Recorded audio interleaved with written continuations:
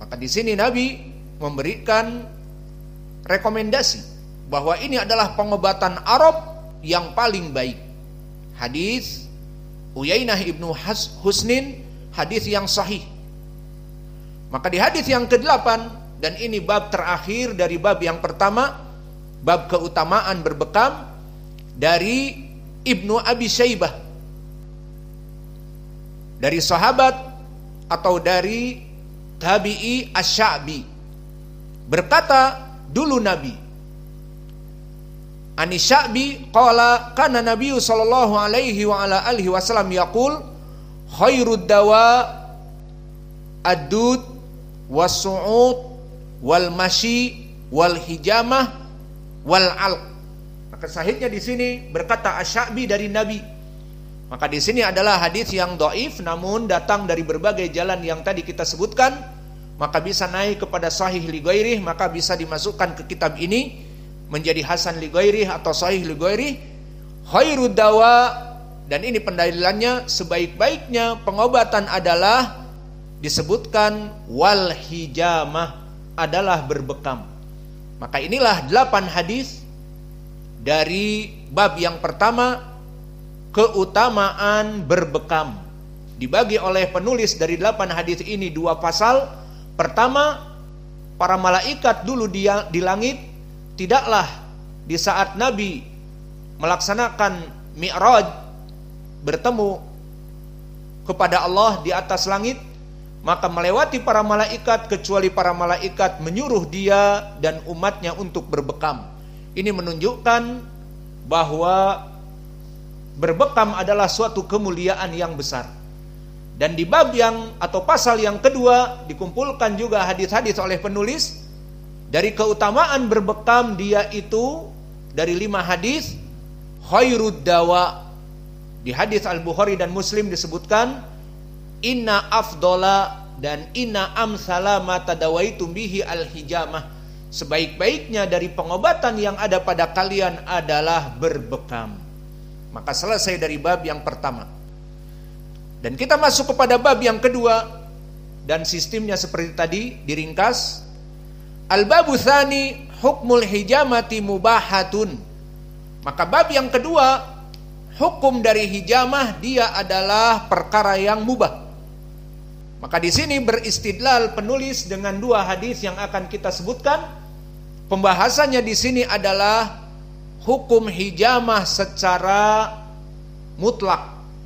Maka maknanya seseorang ingin berbekam, apakah dia hukumnya sunnah seperti melaksanakan sholat sunnah, sholat duha, sholat malam, atau dia hanya seperti makan dan minum dan tidur, yakni mubah. Maka di sini penulis setelah menjelaskan di dalam pelajaran yang lalu bahwa jika dia hanya sekedar berbekam tanpa ada tujuan yang lain, maka asal berbekam hukumnya mubah, bukan dari sunnah. Maka mana pendalilannya? Hadis pertama diriwayatkan oleh Imam Al-Bukhari dan dia muttafaqun alaih dari Ibni Abbas. Disebutkan ihtajama wa a'tal hajama ajrahu wasta'at, bahwa dulu Nabi Muhammad SAW melaksanakan bekam dan memberikan kepada orang yang memberikannya upahnya. Dan hadis yang kedua muttafaqun alaih juga dari Ibni Abbas dengan lafaz ihtajama huwa muhrimun wahtajama wa huwa shaimun, bahwa Nabi melaksanakan bekam dalam keadaan muhrim dan Nabi melaksanakan bekam dalam keadaan berpuasa. Maka ini asal pendalilan di bab yang kedua, bahwa berbekam itu hukumnya mubah. Dan ini telah kita sebutkan di syarah dari ucapan ulama, di antaranya ucapan yang di zaman now dari para ulama. Ibnul Utsaimin ditanya bagaimana hukum hijamah, pada dasarnya mubah, dia bukan ibadah seperti pengobatan yang lain, minum Panadol di saat sakit, ataupun dia ingin berbekam, ya berbekam. Namun di sini di bab yang ketiga, dan kita akan membaca bab yang ketiga, di sini hukumnya menjadi sunnah kapan?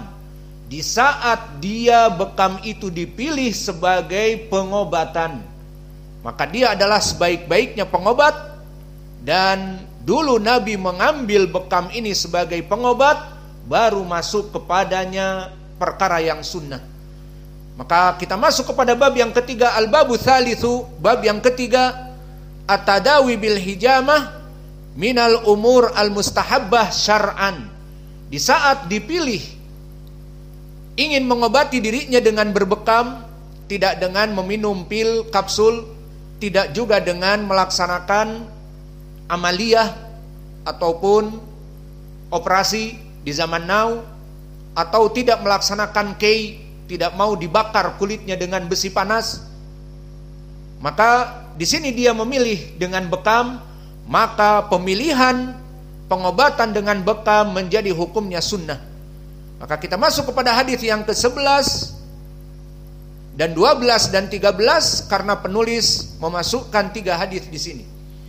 Hadis yang pertama muttafaqun alaih atau di Sahih Al-Bukhari dari Ibni Abbas bahwa Nabi dulu berbekam fi ra'sihi wa huwa muhrimun, bahwa Nabi dulu berbekam, memilih pengobatannya itu dengan membekam pada kepalanya, wa huwa muhrimun, dan dia dalam keadaan ihram, min wajain kana bihi, dari rasa sakit di kepalanya dulu. Maka di sini naik menjadi sunnah. Di saat melaksanakan pengobatan seperti dulu, Nabi memilih bekam sebagai pengobatan. Maka masalahnya dengan bab yang kedua, kalau hanya sekedar aku ingin bekam kapan saja, di mana saja, tidak untuk pengobatan dan sebagainya, maka hukumnya mubah. Namun di saat dipilih untuk pengobatan dan dia memilih bekam daripada pergi ke dokter, daripada disuntik, daripada minum pil dan kapsul dari puskesmas misalnya, atau daripada diperintah oleh dokter kamu harus melaksanakan amaliyah ataupun operasi, maka dia tidak mau operasi, maka memilih pembekaman, maka di sini menjadi sunnah. Maka pendalilan yang kedua di hadis nomor 12 datang dari Anas ibnu Malik bahwa Nabi Muhammad sallallahu alaihi wasallam berbekam wa huwa muhrimun ala dhahril qadam min waja'in kana bihi, bahwa Nabi memilih berbekam di saat dia dalam keadaan ihram, safar yang jauh dari Madinah ke Makkah, mungkin kakinya sakit, maka Nabi memilih dengan pengobatan bekam ala dhahril qadam, di atas dari kaki. Maknanya di sini di atas dari kaki bukan di telapak kaki tempat berjalan, tetapi di atasnya, seperti hukum mengusap khufain. Dari apa dia berbekam? Min wajain kana bihi, dari rasa sakit di kakinya. Maka kesimpulannya dipilih oleh Nabi dari pengobatan berbekam. Maka hadis ini hadis yang sahih, tentunya dari berbagai jalan menjadi sahih. Dan yang ke-13 di akhir bab yang ketiga ini diriwayatkan oleh Imam At-Tabari dari sahabat Anas ibni Malik. Qala Rasulullah sallallahu alaihi wasallam, idza haja bi ahadikumud dam falyahtajim. Jika dirasakan darah kamu itu penuh, maka berbekamlah. Dan makna haja di sini darahnya itu penuh atau darahnya itu terasa mempunyai penyakit dari racun-racun, dari kolesterol yang tinggi, dari tekanan darah yang tinggi, atau dari gula darah yang tinggi, atau hiperkolesteremia, dari kolesterol yang tinggi, dari kolesterol yang jahat, LDL, low density lipoprotein. Maka kata Nabi, jika haja bi ahadikumud dam falyahtajim, maka jika kamu merasakan darah kamu itu ada sesuatu, maka bekamlah. Fa inna damma idza tabigu bi sahibihi yaqtuluhu, karena darah itu jika tabir, makna tabir adalah sudah fasid, darahnya itu mulai kotor, darahnya itu mulai penuh, darahnya itu mulai banyak muatan-muatan tadi, dari gula darah, dari uric acid, asam urat, dari juga kolesterol yang buruk, maka bisa membunuh orang tersebut, maka bekamlah. Maka ini adalah bab yang ketiga.